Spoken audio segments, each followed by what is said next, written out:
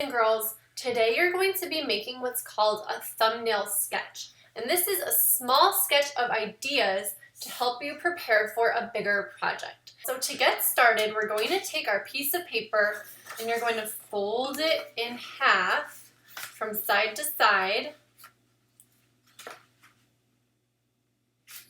edge to edge, make sure it's lined up, and then you're going to crease it down with your finger.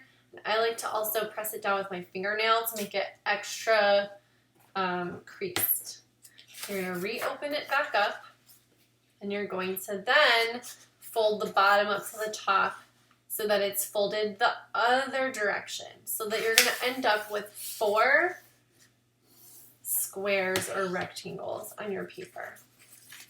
So once you open it back up, it should look like this. I guess the middle one you can't see as well. Let me just recrease it. All right. So now you have 4 sections, and you have actually 8 sections because you have some on both sides. So if you do one thumbnail sketch and you don't love it, you can always just keep going. So you're just going to do sketches of different versions of your snowman. So I've already done this one. So you're going to do the up-close frontal view, the sideways view, and a distant view. I mean, you can choose whichever view it is. And what I want you to do while you're thinking about this is almost think of it like a comic strip or like an illustrator in a story. So this could be a story about your snowman. You don't have to actually have a story, but you want to think about when you see a story or when you're reading a book that has pictures in it, you see the same character on multiple pages doing different things. How do we create a character that's the same throughout all of our pictures when they're different? So in the end, we're going to be creating your own character, and you're going to be showing us different views of your character, almost like it's in either a comic or in a story, like I was saying, wearing the same clothing, because wearing the same clothing helps us distinguish your character from other characters in the story.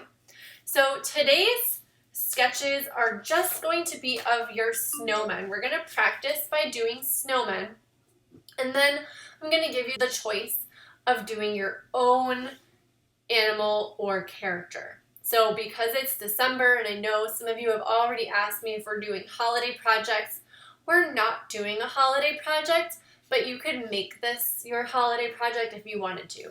Snowmen are not really a holiday thing. If you live up north, or you live where there's snow, or you visited where there's snow, people make snowmen all the time, and it doesn't have anything to do with any religions or anything. So that's why I wanted to do snowmen, just for kind of a fun little winter project. But then you can choose any kind of character. I did this penguin in a way because it was like really cute, a little bit easy because the shapes are so simple, but it's also another winter animal. And I didn't even choose to put red and green. I thought that this green was actually more of a turquoise color because it looks like this, but then when I put it on the paper, it turned out to be more green. That's okay. So it wasn't supposed to be a Christmas scarf, but you can make your character Christmassy if you want to, or any winter holiday if you celebrate Kwanzaa or Hanukkah, or solstice or anything like that. If you guys want to do that, you can make that into your theme. So that's part of your creative freedom, is in choosing your character for week 2, which is not this week, it's next week, when you choose your character. But for this week, I'm going to have you guys start drawing just the snowman so you can practice on something really simple, because a snowman is very simple. It's just 2 spheres or 3 spheres.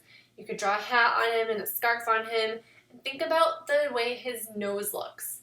Okay, so the nose is a carrot, so you've got to think about it. You can almost look at your pencil and identify your pencil almost like a carrot, right? It's normally kind of long to the side, but then the closer you get to it being straight on, look how big it is in the shot. It's like this big. If I tilt it a little bit, it's this big. So as you draw it, if you want it to look like the full size from the side, you would draw it nice and long. But then what they have is called foreshortening, when you draw the nose kind of like much smaller. It's not actually smaller, it's just on this angle where we only see from here to here, it's the illusion of it getting smaller when it's getting closer to being straight on. So this is similar, although I'm not sure I accurately got the foreshortening on this. It was supposed to be going kind of in a different direction.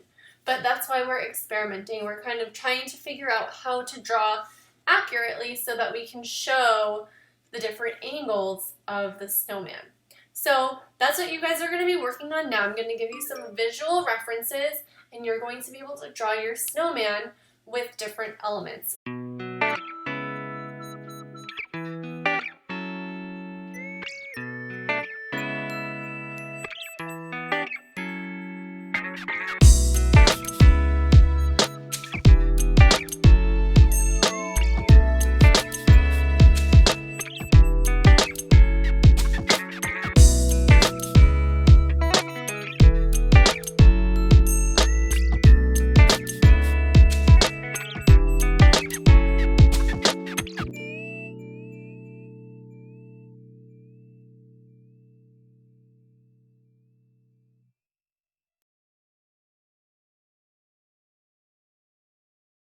So you're going to work on drawing your snowman in different angles and different perspectives.